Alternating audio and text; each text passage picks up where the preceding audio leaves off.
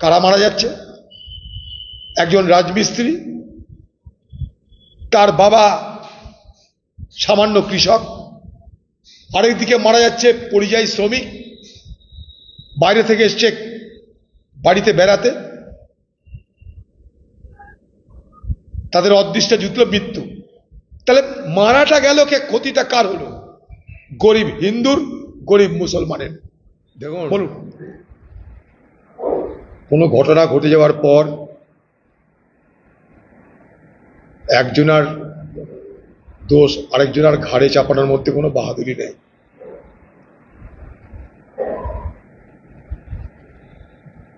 আমাদের দুর্ভাগ্য মুর্শিদাবাদবাসী হিসাবে যে আজ মুর্শিদাবাদের দাঙ্গার ঘটনা সারা ভারতবর্ষ জুড়ে আলোচিত হচ্ছে, এটা আমাদের কাছে লজ্জার। আমি এই জেলার একজন অধিবাসী। শুধু তাই নয়, মানুষের আশীর্বাদে দুয়াতে 5 বার এখানে এমপি হয়েছি। শুধু তাই নয়, ব্রাহ্মণের সন্তান প্রণব মুখার্জিকে আবদার করে, দাবি করে, চাপ দিয়ে এই মুর্শিদাবাদ জেলায় নিয়ে এসে নির্বাচনে দাঁড় করিয়ে আমরা জিতিয়েছি। সেদিন অনেকে বলেছিল যে মুসলমান অধ্যুষিত জেলায় ব্রাহ্মণ সন্তান প্রণব মুখার্জি জিততে পারবে না। আমি তাদেরকে বলেছিলাম যে যদি ভারতবর্ষে ধর্মনিরপেক্ষতার কোনো আদর্শ স্থান থাকে, হাতে কলমে ধর্মনিরপেক্ষতা কাকে বলে যদি দেখতে হয়, বুঝতে হয়, তাহলে চলে আসুন মুর্শিদাবাদ, যেখানে 70% উপরে মুসলমান সম্প্রদায়ের মানুষ বসবাস করে, অথচ আমি একজন হিন্দু, আমাকে ভোটে জেতাচ্ছে, প্রণব মুখার্জি একজন ব্রাহ্মণ সন্তান, তাকে ভোটে জেতাচ্ছে। এই আমাদের জেলা মুর্শিদাবাদ, যাকে নিয়ে আমি গর্ব করি। আজকে সেই জেলায় সাম্প্রদায়িকতার বিষ বাষ্পে আক্রান্ত হচ্ছে, এটা ভাবতে, জানতে, শুনতে যেমন বেদনা হয়, দুঃখ হয়, তেমন লজ্জা হয়, ঘৃণা হয়। আজও আমি দৃঢ়তার সঙ্গে বিশ্বাস করি মুর্শিদাবাদের মানুষ কখনো সাম্প্রদায়িকতার মানসিকতায় আক্রান্ত হতে পারে না।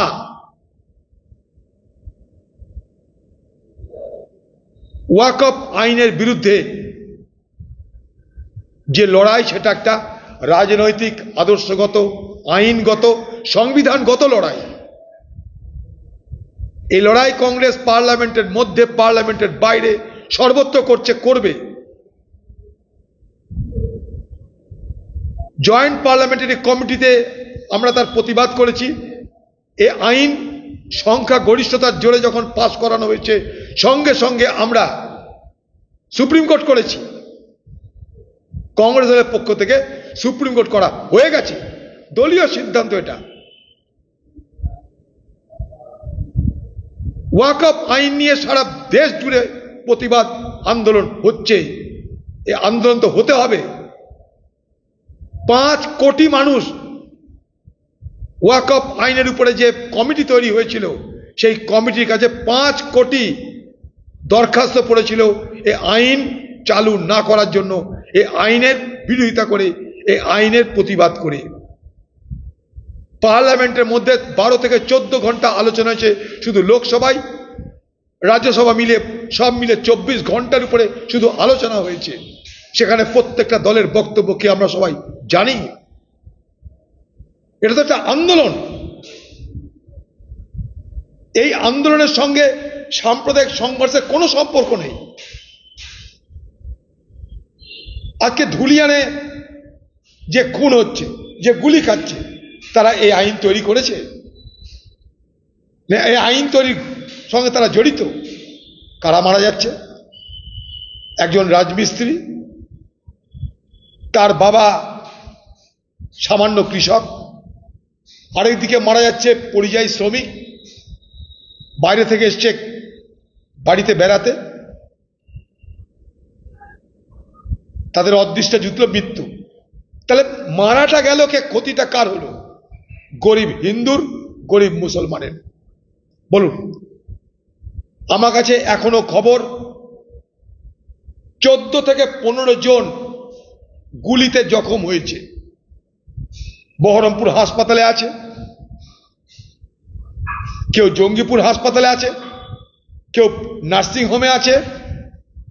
এখনো পর্যন্ত প্রশাসন জানে না যে কতজন মানুষ প্রকৃতপক্ষে আহত হয়েছে, গুলিবিদ্ধ হয়েছে। কলকাতাতে গেছে কেউ, বহরমপুর আছে, আমরা যাব বহরমপুর একটু পরে, বহরমপুর হাসপাতালে। আমার প্রশ্ন হলো একটাই, যে এই ঘটনার কি প্রকৃত তদন্ত হচ্ছে?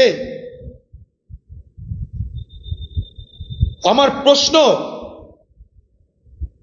যে শুধু কি পুলিশের অদক্ষতা, না পুলিশকে অদক্ষ করে রাখার কোন ষড়যন্ত্র? কোনটা?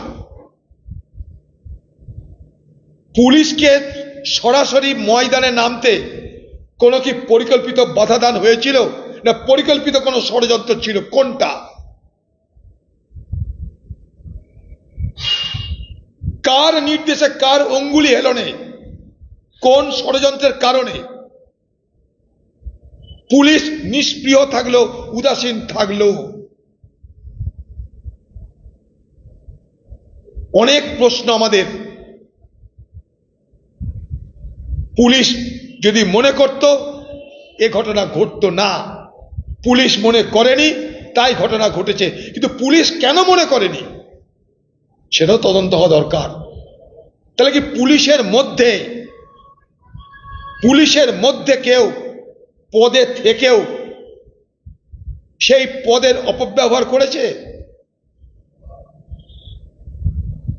আমি কোনো সন্দিগ্ধ ব্যক্তি নয়, আমার প্রশ্ন কিন্তু খুব বাস্তব ভিত্তির উপর দাঁড়িয়ে করছি, যে পুলিশ কি তাদের বাহিনীর মধ্যে কারো অঙ্গুলি হেলনে নিশ্চুপতা পালন করেছে?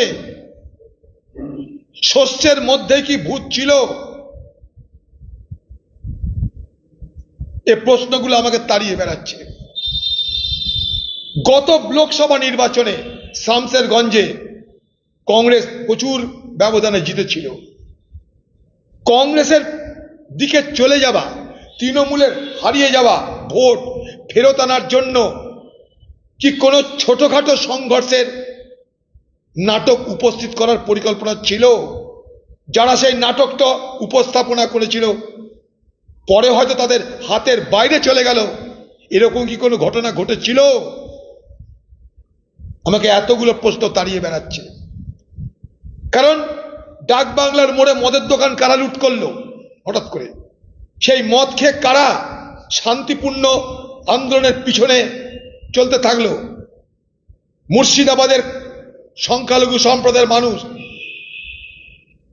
যারা তাদের ধর্মীয় প্রতিষ্ঠানের উপরে আঘাতের কারণে প্রতিবাদ করতে চেয়েছে, তারা কিন্তু কখনো হিন্দুকে দুশ্মন মনে করেনি। তারা কিন্তু আইনের বিরোধিতা করেছে, সেই আইনের বিরোধিতা করতে শান্তিপূর্ণ পথ অবলম্বন করেছে। সেই শান্তিপূর্ণ আন্দোলনের মধ্যে প্রবেশ করে কোন অপশক্তি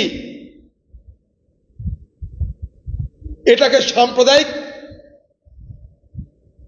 রং দেবার চেষ্টা করলো কেন? বা সাম্প্রদায়িকতার বীজ বাষ্প সেখানটাই বিস্ফোরিত হলো কেন?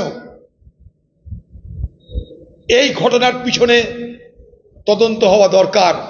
এইসব তথাকথিত বিবৃতিতে আমি বিশ্বাস করি না।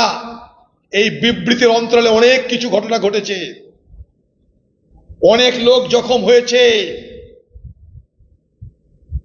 অনলুকার যারা দেখতে গেছে তারাও জখম হয়েছে গুলি খেয়ে।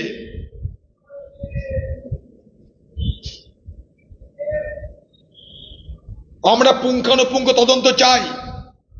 পশ্চিমবঙ্গের মুখ্যমন্ত্রীকে দাবি করব যে যারা যারা আহত হয়েছে তাদের পাশে সরকার দাঁড়াক, তাদের চিকিৎসার ব্যবস্থা করুক। কোন চিকিৎসার ব্যবস্থার জন্য সরকারের মাথা ব্যথা নেই।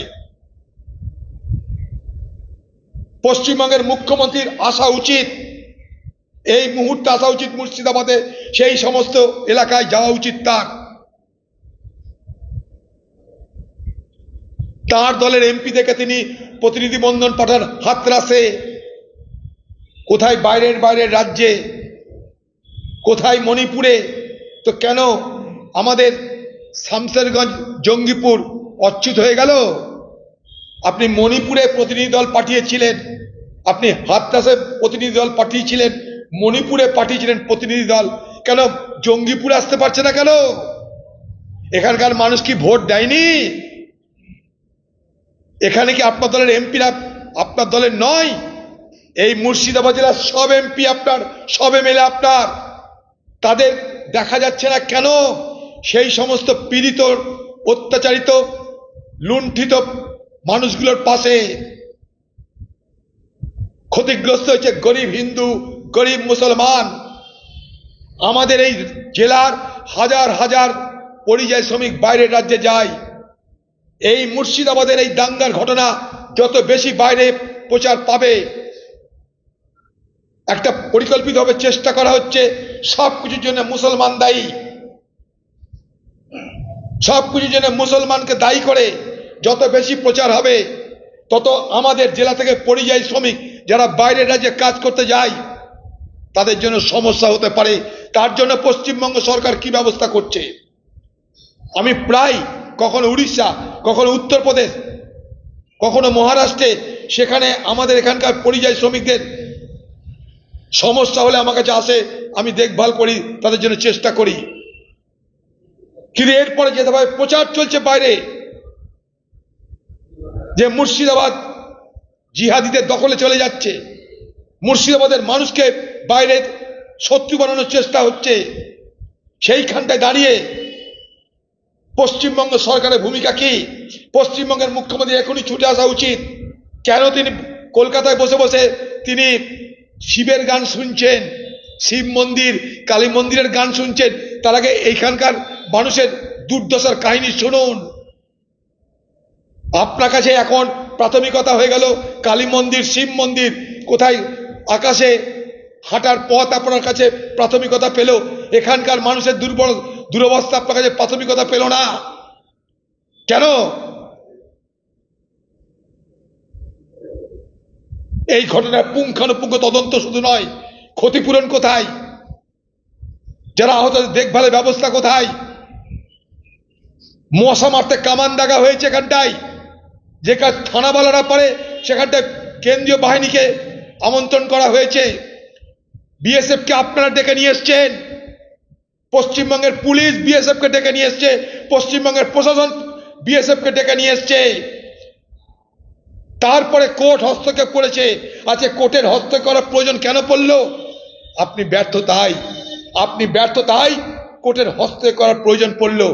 কিন্তু কোর্টের হস্তক্ষেপের আগে আপনার প্রশাসন কেন্দ্রীয় বাহিনী বিএসএফ কে ডেকেছিল। আপনার প্রশাসন